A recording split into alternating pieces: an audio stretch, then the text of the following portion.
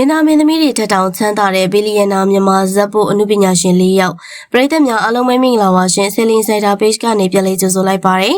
ဒီဗီဒီယိုထဲမှာတော့အောက်ခြေဘဝကနေစူးစမ်းရုံးကန်အောင်မြင်လာကောင်အခုချိန်မှာနာမည်ကြီးမင်းသားမင်းသမီးတွေထက်တောင်ကျွဲဝချမ်းသာနေတဲ့ဇက်ဖို့အမှုပညာရှင်၄ယောက်ကိုပြောပြပေးသွားမှာဖြစ်ပါတယ်နံပါတ်1တက္ကသိုလ်ကုန်းပုံရုပ်ရှင်တဲ့ဗီဒီယိုလောကထဲမှာနာမည်ကြီးဝိုင်းရင်တရုတ်ဆောင်မင်းသားမင်းသမီးတွေတောင်တလေးတစားဆက်ဆံရတဲ့ဇက်ဖို့တရုတ်ဆောင်တယောက်ရှိပါတယ်သူကတော့တက္ကသိုလ်ကုန်းပုံမှာတက္ကသိုလ်ကုန်းပုံကဟိုရှိခေတ်မြန်မာရုပ်ရှင်ကာလကူးပြောင်းတဲ့အချိန်မှာကလေးက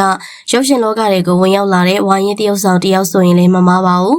တက္ကသိုလ်ကျောင်းကပွဲတွေမှာဝင်ရောက်ကပြရင်းနဲ့ရုပ်ရှင်တဲ့ဗီဒီယိုလောကတွေကိုဝင်ရောက်လာတဲ့တက္ကသိုလ်ကုန်းပုံကနာမည်ကြီးမင်းသမီးမဟုတ်ပေမဲ့ကြာရဇယုတ်ခရီတာမျိုးစုံကိုရသဆုံလင်စွာနဲ့တရုတ်ဆောင်နိုင်တဲ့ဇက်ဖို့တရုတ်ဆောင်တူပါဒါကြောင့်လေတက္ကသိုလ်ကုန်းပုံကသူမရဲ့အမှုပညာအောင်မြင်မှုတွေကိုနှစ်ပေါင်း30လောက်ထိန်းထားနိုင်ပါတယ်။တစ်ချိန်တုန်းကတက္ကသိုလ်ကုန်းပုံဇက်ပိုးခဲ့ရတဲ့နာမည်ကြီးမင်းသားမင်းသမီးတွေတောင်အမှုပညာလောကကနေအနားယူသွားရတာရှိပါတယ်။ကုန်းပုံကတော့အမှုပညာလောကမှာနေရာတနေရာအခိုင်အမာရရှိနေစေပါ။ဒါကြောင့်လေအခုဆိုရင်တော့တက္ကသိုလ်ကုန်းပုံဟာနာမည်ကြီးမင်းသားမင်းသမီးတွေထက်တောင်ပိုပြီးတော့ကျွဲဝချမ်းသာနေရလဲဖြစ်ပါတယ်။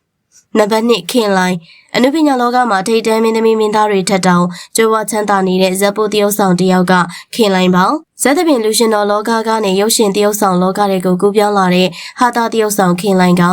အစောပိုင်းမှာတော့တာမန်နေပါတဲ့ဇက်ပိုတရုတ်ဆောင်တူဖြစ်ခဲ့ပါတယ်ဒါပေမဲ့လည်းခင်လိုင်းရဲ့အနုပညာစံတက်လာချိန်မှာရုပ်ရှင်ဇက်ကားကြီးတွေမှာခင်လိုင်းရဲ့ဟာတာတွေကိုပရိသတ်တွေကပုံမှုပြီးတော့အားပေးလာကြတာပါဒါကြောင့်လေဇက်ဖို့ဟာတာတရုတ်ဆောင်ခင်လိုင်းကရုပ်ရှင်ဇက်ကားကြီးတွေမှာတကူတကခေါ်ယူရိုက်ကူးရတဲ့ဇက်ဖို့တရုတ်ဆောင်ဖြစ်လာပြီးတော့သူ့ရဲ့အမှုပညာကြီးကလည်းတော်ရုံတန်ရုံမင်းသားတွေနဲ့တဒန်းနဲ့ဖြစ်လာတာပါဒါအပြင်ခင်လိုင်းဟာနဲ့အလူပွဲတွေမှာလိုက်လံဖျော်ဖြေဖို့ကိုပိုင်ဇက်အဖွဲ့ပါတီထောင်ထားတာဖြစ်ပါတယ်ဒါကြောင့်လေခင်လိုင်းကအမှုပညာလောကမှာထိတ်တန်းချမ်းသာကြွယ်ဝတဲ့တရုတ်ဆောင်တအုပ်ဖြစ်လာပြီးတော့တိမ်မောင်းတောင်းချီတန်တဲ့ခြံကြီးတွေအိမ်တွေတိမ်မောင်းထောင်ချီတန်တဲ့ကားတွေနဲ့နာမည်ကြီးမင်းသားမင်းသမီးတွေထက်ကြွယ်ဝချမ်းသာတဲ့ဇက်ဖို့တရုတ်ဆောင်ဘဝကိုပိုင်ဆိုင်ထားတာဖြစ်ပါတယ်နံပါတ်3နှိုင်းရှင်မြင့်မို့အခုလက်ရှိအချိန်အနုပညာလောကမှာထိတ်တန်းအချမ်းသာဆုံးဖြစ်နေတာကတော့တစ်ချိန်လုံးကဇက်ဖို့တရုတ်ဆောင်နှိုင်းရှင်မြင့်မို့ပါ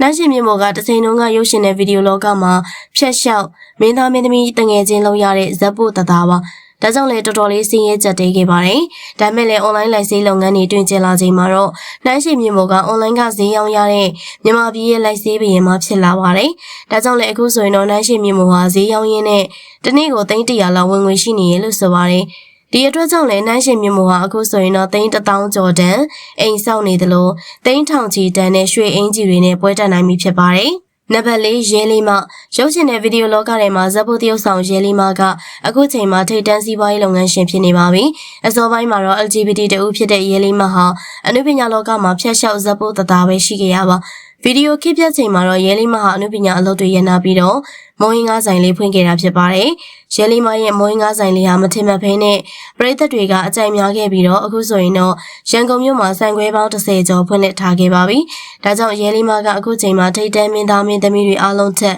ကျွဲဝချမ်းသာတဲ့ဇက်ဖို့တရုတ်ဆောင်ဖြစ်နေတာဖြစ်ပါတယ်။ဒီနေ့ဗီဒီယိုလေးကတော့ဒီလောက်ပါပဲရှင်။အားလုံးကိုကျေးဇူးတင်ပါတယ်ရှင်။